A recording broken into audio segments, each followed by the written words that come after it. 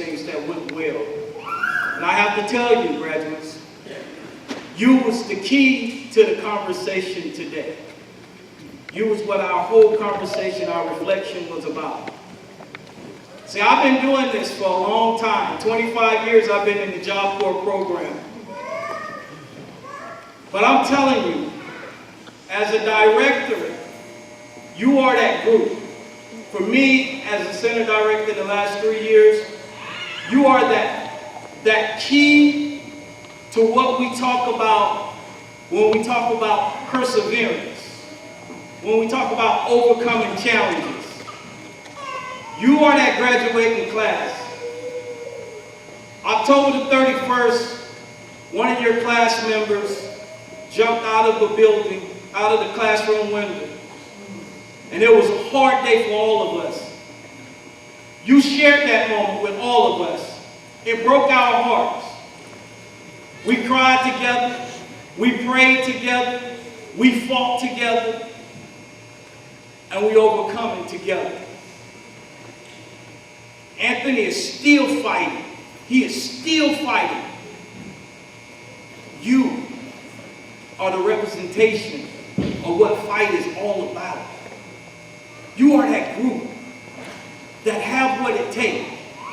I was talking to the new students this morning, and I was telling them that when people see me in the community, they say, you work with the at-risk young adults. I said, yes. They'll say something like, bless your heart. And I got to thinking about at-risk. Before you came, the way what defined at-risk was you came from either a broken home, you was growing up in poverty, the chances of you getting pregnant was high, the chances of you doing drugs was high. There was a lot of labels that could be put on you that in terms of at-risk. But I say, look at you now. At risk of being winners, at risk of changing the world, of being part of a corporate America, at risk of changing your life, changing your kids' life, generational change. You are the ones that will leave here and win this game called life. You will be the trailblazers. You are the ones. Don't ever let anyone tell you you can't, because you have proven every single day that you will. You are a special, special group, right, faculty? This is our group, right? That love, those fights, right, Raleigh? It was well worth it. You are true winners, true winners. And so, family, we have to send them out the right way. One more time. Are y'all ready? No. I love myself. I am somebody. I'm still standing. Failure. It's not an option. I said failure. It's not an option. As long as we have. As long as we have. And we say that here at the Flint Job Corps, because if you don't love you, nobody will. You have to realize that you're somebody. Just because you go through things in life doesn't mean you have to become the things you go through. That's the journey called life. There's not a person in here that doesn't have battle wounds and scars. But that's part of the journey. You're still standing no matter what happened. No matter what label people try to put on you, you're still standing. You understand that you matter. And as long as you know that failure is not an option, it doesn't mean that you're not going to fail. It doesn't mean that you're not going to get knocked down. It doesn't mean that you're going to stay down. You choose that option of getting back up. Because that's what perseverance is all about. If I can look up, I can get up. And sometime in life, you're going to have to stand up beside of yourself when nobody else can stand up for you. But that's what winners do. So I want to say to you, show the world. Show the world, open up these doors and let them know that you matter and that you're here to stay and that your purpose Your purpose for being here is to change our country so it's better. I love you guys. I am so, so proud of you and glad that you allowed us to be in your life for the time we had. Be blessed. Thank you.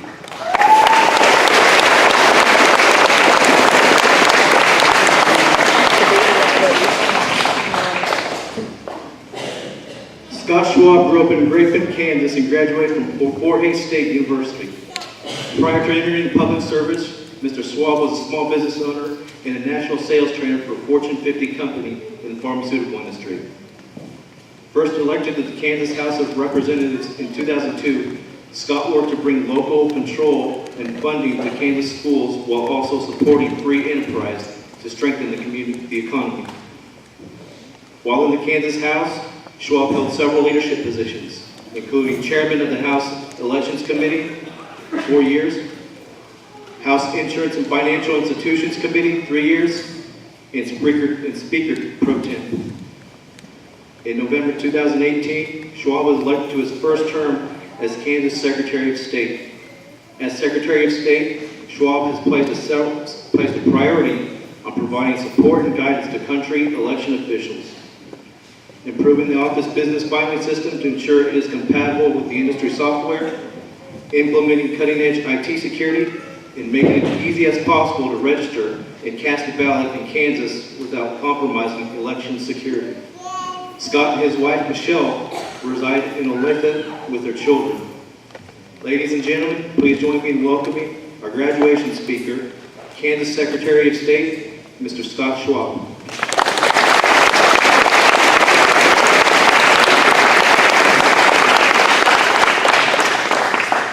Forgive me, I'm an emotional guy. I really wear my emotions on my sleeve, and watching the pride on your face as you walk in here today, you got choked up. So we'll just blame it on allergies if that's okay. I do want to read a couple statistics off to you. When I graduated high school and college, there's some guy like me that came up and spoke, and I can't remember a word he said. So I'll try not to make this boring, but I want to go through some statistics. Don't memorize them. You will not be tested later. The job vacancy rate continues to increase in Kansas. In Northeast Kansas alone, latest figures show vacancy rate of 3.9%. That means out of every 10 jobs, almost 4 of them are empty. They're looking for someone to fill the job. Demand for qualified employees is high amongst most industries in Kansas, with the highest in the fields of construction, installation and maintenance, healthcare and education. The healthcare industry alone, there's an average of 11,000 open positions in Kansas per year. And in the education industry, a number of vacancies are also troubled with over 7,307 positions, and it just goes on and on like that. What I just did is took away your excuse. Your state needs what you've been trained to do. And I want to let you know, I can't make across the state. I didn't just walk in this position. I had to ask for it. And it wasn't one job interview, it was thousands of talking to community leaders about why I should be Secretary of State. It was interesting because workforce development kept on coming up. We got a company that'd love to come to Norton, but they don't have the employees to do plumbing, electrical. Nobody can build the building. We'd like to widen that Highway 50 out there, put a shoulder on it, but we don't have the employees that can go out there and know how to pour concrete. I was in a meeting with the local Chamber of Commerce, and literally the business leaders and the school leaders almost got what I would call a fight because they were frustrated. The high school was graduating kids that couldn't balance a checkbook, and they showed up to the job interview in their pajamas and wouldn't put their phone down when asked questions in the job interview. Wow. These are not at-risk kids. So I say you are the risk-taking kids. And you're not at risk. You are more equipped than what K-12 is putting out today. I'm taking away the excuse. I'm just going to be honest with you. The world is very, very harsh. Some of you may know my story, maybe not. We went to a water park one day and my son died. It's hard. That's harsh. I didn't do that. But I wasn't at risk by definition of some government agency. But there was a risk and a hurt. Guess what I did? I got up. We're going to be together as a family. Stick it out. We're going to keep this thing together.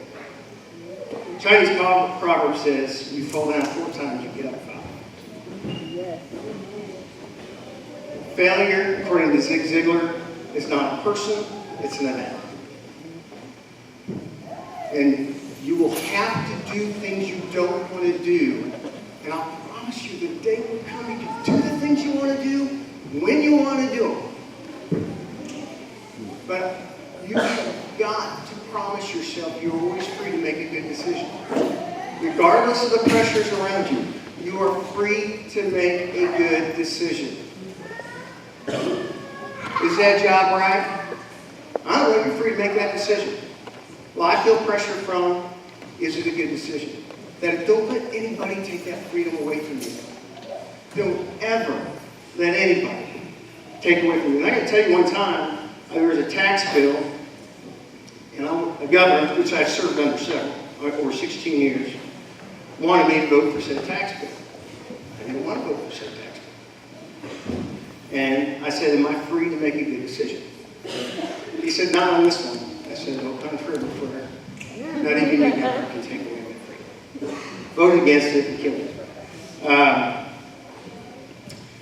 One of the things I also want to share with you real quick is and someone shared this with me, and I don't even remember the gentleman's name, but it stuck with me. We all want success. I see a lot of people here I think are going to experience a lot of great success in life. But success is bookended by 2 other characteristics in life that need to be achieved. The first is survival. And a lot of people experience success, but they never experience survival. And survival is learning what you need to do to complete and take care of your family without compromising your integrity. Just do an honest trade. It may not be a fun one, but you learn to survive. The nice thing about survival is once you learn it, you never have to learn it again. The next one is successful. And that words get tricky because you can learn to be successful in one thing and it be taken from you, and you have to learn to go back to survival to learn to be successful in something else. You lose a license. You lose a finger. Doctor loses his hand. He's got to become successful in something else. It can happen. But here's the last one, and this is the one you need to have your eyes focused on, is significance. Be significant. Being significant is using the skills you have for survival, the success you experience, to pull back to make a difference in your community for generations to come. We haven't had an Abraham Lincoln since Abraham Lincoln. That's how successful that guy was. That's how significant he was. Be significant. You have a chance to change generations simply because you didn't camp out on success or you just didn't stick around in survival. You changed something to be significant. And the world may never thank you. They may never thank you. It's got to be okay with that. You got to be content to know you're significant and nobody ever knew it. Or the day may come where you're walking down the street and say, hey, Shannon, right there, let me tell you about that person. Let me tell you what they did. And people will be watching you and they will be bragging about you and you may never know. But your kids will. Make them proud of you. I'm proud of what you guys did. I'm incredibly humbled to be here. As Secretary of State, I would be completely remiss if I didn't say, y'all better be voters. And if you're not, go to, you just Google Secretary of State of Kansas webpage and there's a button you register to vote. We'll get you all squared away. But you better be voters because you're the leaders of today. No more tomorrow. You walk across, you get your diploma, this is not your world. You own it. Go grab it and do something great with it. I believe in it. I see a lot of great things out there. So I'm proud of you guys. I'm just so humbled to be here before you today.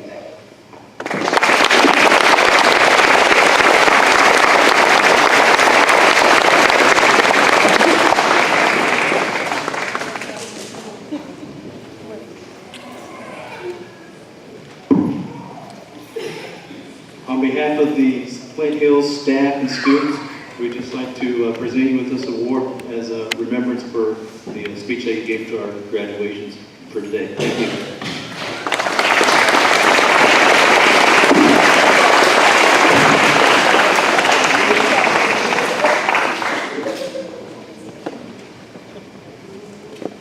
All right. part that we've been waiting for. So at this moment, can I get the first row of graduates to please rise?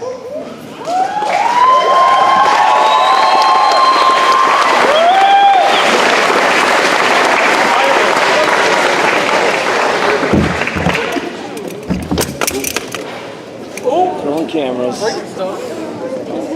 Throwing cameras.